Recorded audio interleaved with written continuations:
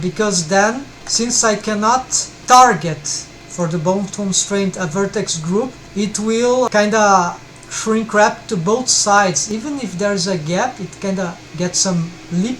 It's bizarre.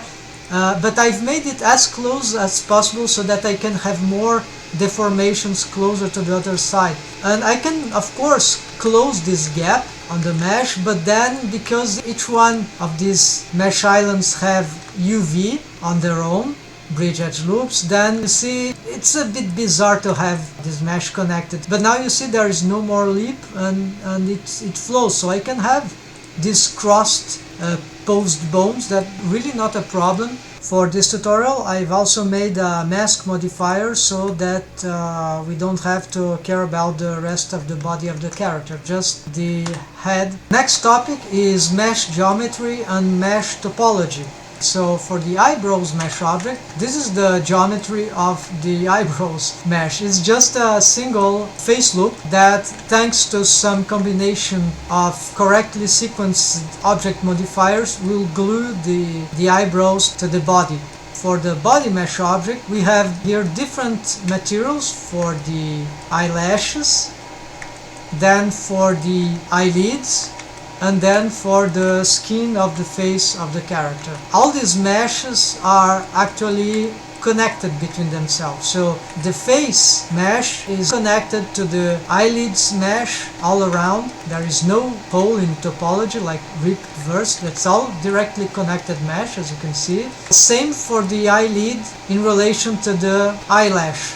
So it is connected mesh, and the only hole in topology we have here is actually the gap between the top and bottom eyelids. So I cannot single click select this whole edge loop, cyclic edge loop, unfortunately, but I can do that with this face loop. What I want to show you is the mesh topology around the hole, right? It needs to be, for better results on the skinning, when we are posing the eyelids bones with this kind of bendy bone set sequence rig, it's important that we have this kind of mesh topology that is very conventional, right? You have circular edge loops around the hole. What can be complicated sometimes is that maybe we need a lot of edge loops here because this will be gapping, right, as the eyes open, right? So we might be tempted to add lots of face loops there and think that this is the right way to do, but actually this doesn't help at all. I found out what really helps is just to have a good circular flow, just like that, in these banana shapes. This is good mesh topology for this kind of rig.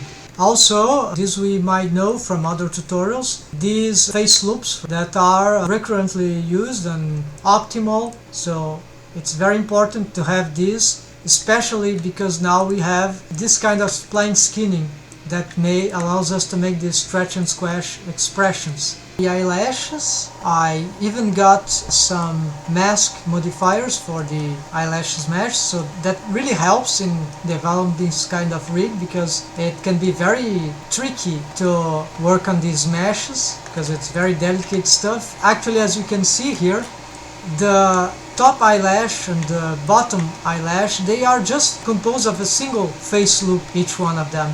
And this is just good enough in order to have deformed bones which would control, from the point of view of the eyelash mesh, that wavy motion, because of course this is the whole mesh of the top eyelash, but since this edge loop here is sharing these vertices, they are sharing deformation with both the eyelash and the eyelid, I consider these and these, the inner ones, the connectors, right? For me they are eyelids vertices, and so while these are eyelashes vertices. And so that wavy motion that we've seen before, this is achieved simply by having that single edge loop at the border, at the end, far edge of the eyelash. Of course, I have here a subdivision surface modifier right here, but actually this modifier is not helping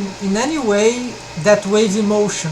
So this means that adding more edge loops here wouldn't make a lot of difference, although these edges here are very important for the rig. Those ones really aren't important because I don't have bones, intermediate deformed bones, which would do some kind of really more complex deformation like this, you see. This would give a lot more work to do. Now for vertex groups, because on this rig I have multiple purposes for them, so one of them is of course wave paint for deformed bones, so I'll give them this prefix. Another use for vertex groups here is for object modifiers. So mod, this is the prefix for modifier. These ones, this is for mask. That's the mask for the head without the ears, without the body. This is for the, curiously, is just that single edge loop. And so these are masking for the eyelash. It's very important to be able to mask because this mesh tends to stay on the way. And also vertex group for the eyelids mesh, reused for both shrink wrap modifier and solidify modifier. Now another category, although I have this prefix here of mask, it is not for the object modifier mask. So this for the head, so that I can press Shift H to have this kind of easy access to this mesh. I can also have this eyes region vertex group and do that, and this can be very useful for rigging with wave painting, for example, this region, without having all the issues involving accidentally wave painting what's behind. So this is crucial to have this kind of organization. I have locked all those vertex groups, so I'm not gonna accidentally ruin them. And just a small tip here, we shouldn't be renaming vertex groups from the vertex groups panel without conscience, because if I change it here, for example, my object modifier, which is related or was related to this vertex group, doesn't get automatic update. So you see it's still targeting the older one before I rename, but if I find it back here again, now it is back to work. A similar behavior occurs if I rename from the vertex groups panel deform bone related vertex group here.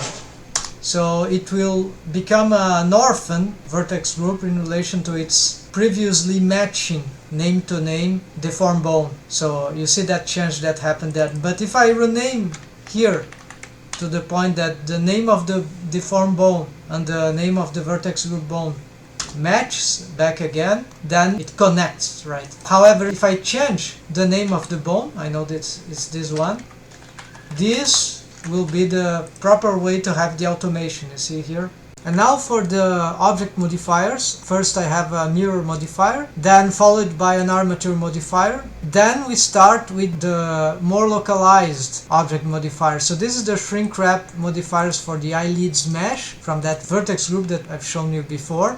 This must come before this solidify modifier for the eyelids mesh, same vertex group, remember. First, the mesh of the eyelid is shrink wrapped to the eye surface, that surface. There are many options here, but I found out that this works good enough. Nearest surface point and then outside surface, then the target, you must target properly the object. The offset, it's good to, it could be more or less. Then I focus on making readjustments for the next modifier, which is the solidify. And so the thickness, we can readjust it. It's better that it's not very large, but also not very small, so it can't be a lot, otherwise it will create some artifacts, but something around 0.02 it's usually good. Then the offset, it's good that it gets a bit further away from the eye surface's mesh object. And then feel is important, so then an only rim will make things usually better.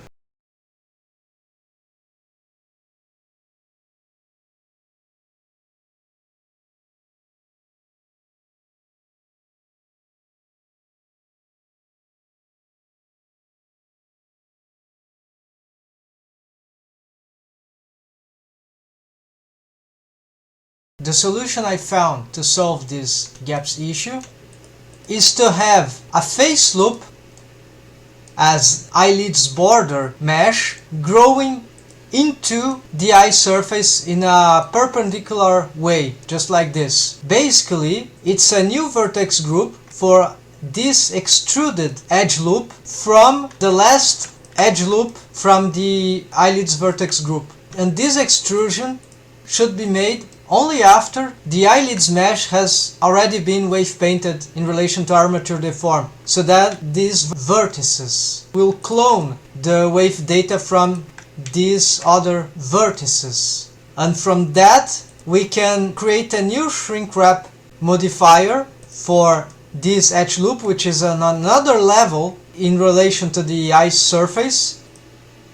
It's behind, and it will also shrink wrap behind, so I put it snap mode inside and a bigger offset so it can be interpenetrating just enough so that it will guarantee that it will never show gaps. So two different vertex groups, the original for the eyelids and the other for the eyelids border. This method of making the eyelids mesh shrink wrap into the eye surface will make it very easy to have the eyelid mesh surf on top of whatever this eye surface is in a natural way. It creates sometimes some artifacts depending on the rig, on the mesh topology. It's a bit tricky, but if we try to keep it simple and organized with some precautions, we can get this working very well. Here, for example, I still have some stuff here that some artifact here I'm not sure how to solve, but in general everything is working properly. If on one hand I have the eyelids meshes surfing on top of the eye surfaces mesh object, so that kind of curve. On another hand, I have the border of the eyelids, so I'm talking about these curves here. You see this edge of the eyelids, which I can shape in a very smooth way thanks to spline skinning granted by, in this case, those bendy bones here. And so this is not easily achieved, this kind of deformation, because there are a lot of curve everywhere. This rig allows this thing to happen without shape keys. Okay, so after there is a subdivision surface modifier, finally the mask modifiers, which certainly should not be showing on the renders. I'm using them for my workflow.